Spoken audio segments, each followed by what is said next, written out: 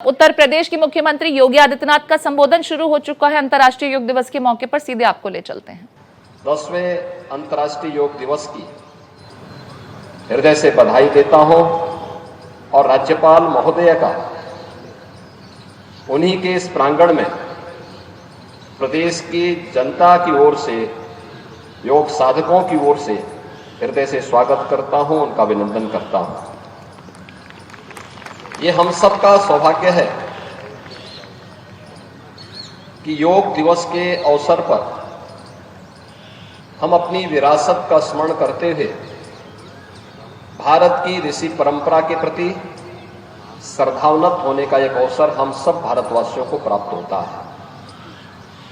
यह अवसर हमें दिया है देश के यशस्वी प्रधानमंत्री श्री नरेंद्र मोदी जी ने, जिनके प्रयास से, जिनके विजन का परिणाम है कि आज दुनिया के लगभग 250 देश अंतर्राष्ट्रीय योग दिवस के साथ जुड़ करके भारत की इस विरासत के साथ अपने आप को जोड़ करके भारत की संस्कृति को, भारत की परंपरा को गौरवान्वित करने का प्रयास करेंगे।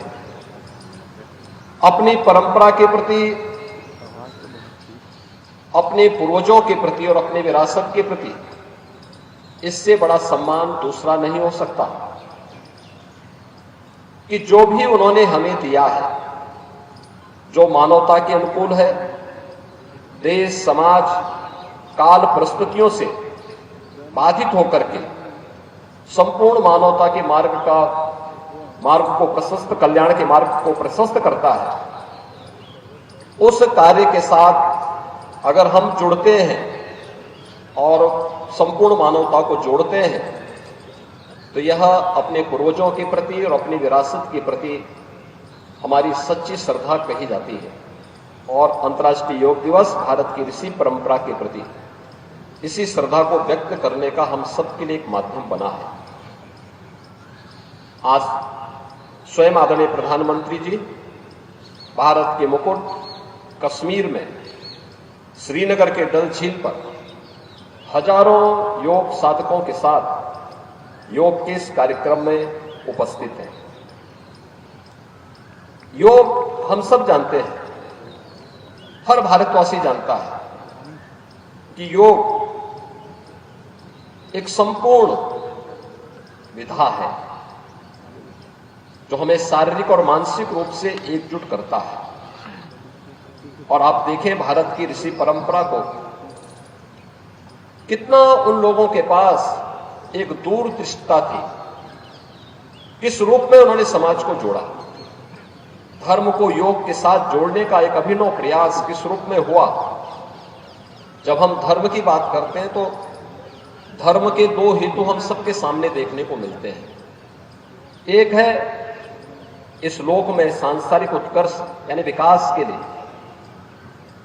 खुशी के लिए, खुशहाली के लिए, ईज ऑफ लिविंग के लिए कार्य करना, और दूसरा है कि इस जन्म के बाद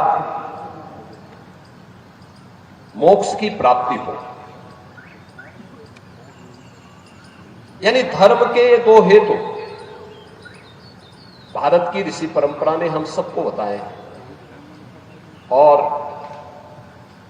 योग भी हम सबको उस परंपरा के साथ जोड़ने का कार्य करता है। याद रखिए, भारतीय मनीषा इसी बात को कहती है कि शरीर माध्यम खलु धर्म साधनम।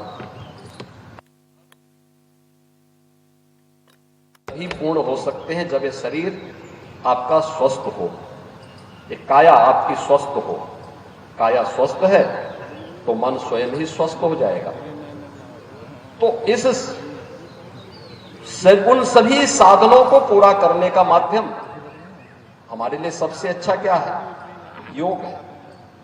हर उम्र के व्यक्ति के लिए अलग अलग प्रकार के योग की विधाएं, वो बालक हो, युवा हो, अधेड़ हो, बुजुर्ग हो, उन सब के लिए योग की उतनी क्रियाएं हैं, उतनी विधाएं हैं।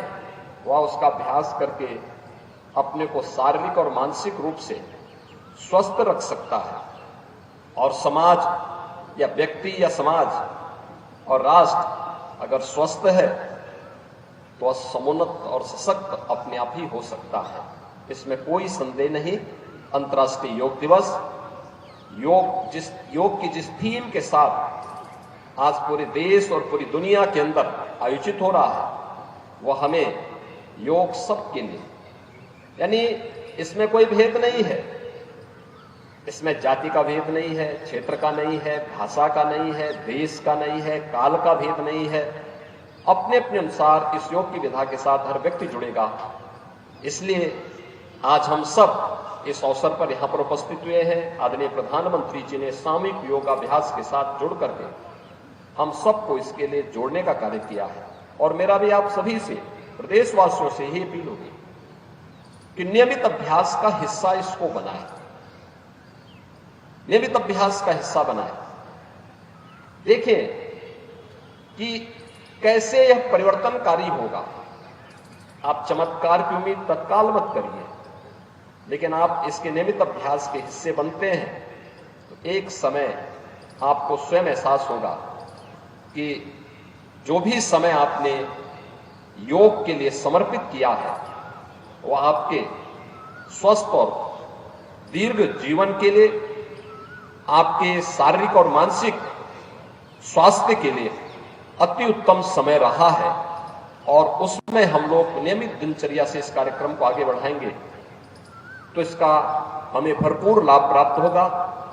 एक बार फिर से मैं आदरणीय राज्यपाल महोदया का 10वें अंतर्राष्ट्रीय योग दिवस के अवसर पर हृदय से मैं उनका स्वागत करता हूं, उनका अभिनंदन करता हूं। पूरे प्रदेशवासियों को इस योग दिवस की हृदय से बधाई और शुभकामनाएं देते हुए अपनी वाणी को विराम देता हूं। धन्यवाद। जय हिंद। आदित्यनाथ को सुन रहे थे जो बता रहे थे कि योग कितना महत्वपूर्ण है, हर एक व्यक्ति को अपने जीवन में योग के लिए समय देना चाहिए।